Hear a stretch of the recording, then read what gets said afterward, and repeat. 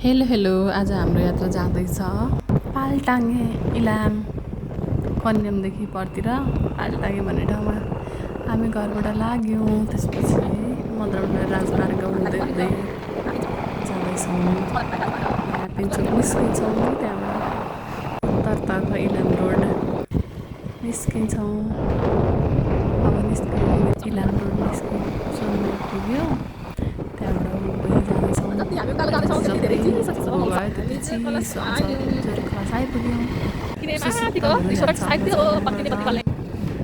पर हुस्से लाग्दैछ, कस्तो आनन्द राखेको छ। घाम पनि लागेको छैन, पानी पनि परेको छैन। बाटो त्यहाँ पुग्यौँ, त्यसबाट अझै पर जाँदैछौँ, उडी उडी जाँदैछ। कस्तो मलाई हुस्से लागेको, कस्तो शीतल भइरहेको थियो, चिसो चिसो पनि भइरहेको थियो। यहाँबाट अस्ति हामी 5 वर्ष अनि मार्केटबाट हिँड्दै गएको। अब हामी यहाँ अर्काठै आएर सब्जीहरू हेर्दै हेर्दै जाँदैछौँ। भरे आएर लाने भनेर कस्तो हुस्से लागेको थियो, कस्तो छ शीतल। पानी परेर भर्खर रहेको रहेछ, यतातिर धन्न पानी पर्ने छ। जाँदैछौँ हामी कन्याम पुगेर एकछिन साथीहरूलाई पुग्नुहुन्छ। यहाँ हामी एक दुईवटा भिडियो बनाइहालौँ भनेर चाहिँ हिँड्दैछौँ। कन्याम धेरै भिडभाड थिएन, धुनमा पानी पर्न लागेको जस्तै भएको थियो। पानी परेर भर्खर रहेको रहेछ।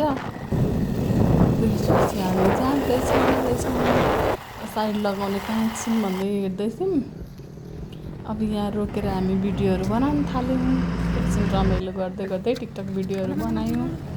घुमी भन्दैछु म यहाँ। त्यसपछि त्यहाँबाट पनि हामी निस्केर गयौँ। अब छिपिटारमा पुग्यौँ होइन, कस्तो शीतल थियो छिपिटार। जाँदैछौँ हामी। त्यहाँ गएर चाहिँ प्रिन्स होटलमा बस्छौँ एकछिन। पुरै कालो भएको छ, बादल लागेर पानी झरिहाल्ला जस्तो भएको छ।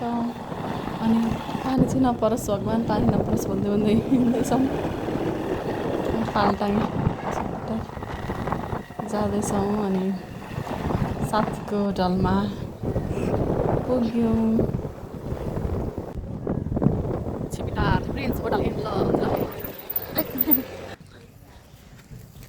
प्रिन्स होटल जाउन सक्नुहुनेछ। यो चाहिँ प्रिन्स होटल ल जाउनु होला सबैजना। हाई भनेर दुईजना चाहिँ हामी भिडियो बनायौँ एकछिन। भिडियो बनाएर फेरि हामी निस्क्यौँ। साथीहरू पनि यहाँ बस्दा बस्दै आइपुग्नु भयो। त्यसपछि हामी गयौँ केटाकेटीहरू ब्लकी चाहिँ गर्दा अनि मराउमा हिँडेको खासमा चाहिँ हामी। अनि त्यहाँ पुगेर त्यहाँको भिडियोहरू चाहिँ त्यहाँबाट फर्केपछि साथीको फ्याक्ट्री थियो, चिया फ्याक्ट्री। आगो लगाउने ठाउँ रहेछ। अब त्यहाँ पनि घुमिसकेर चिया खाएर गफ पुरा थियो। त्यो चाहिँ भिडियो मैले क्याप्चर गर्न पाइनँ।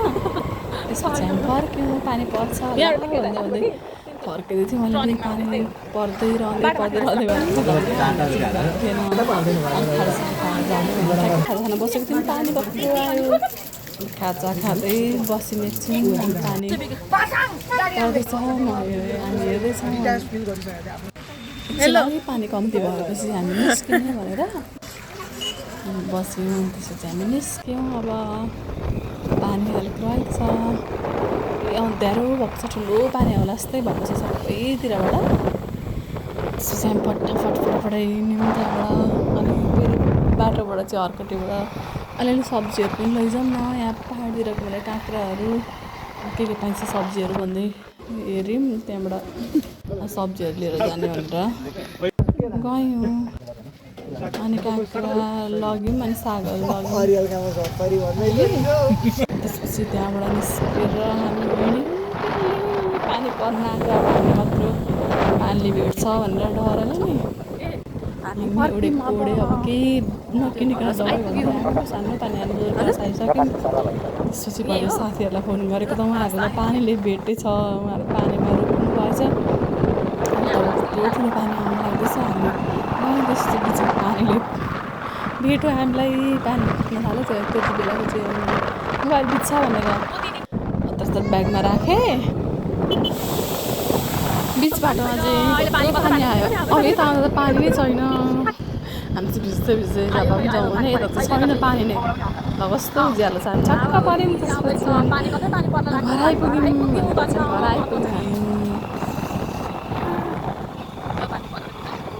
त्यसपछि घर आइपुग्यौँ यता त पानी नै छैन परबाट कालो मैलो हुँदै पानी आउँदै थियो एकछिनमा त कति साथीहरूलाई फोन गरेको त वहीँ पो रोकिराख्नु भएको छ अरे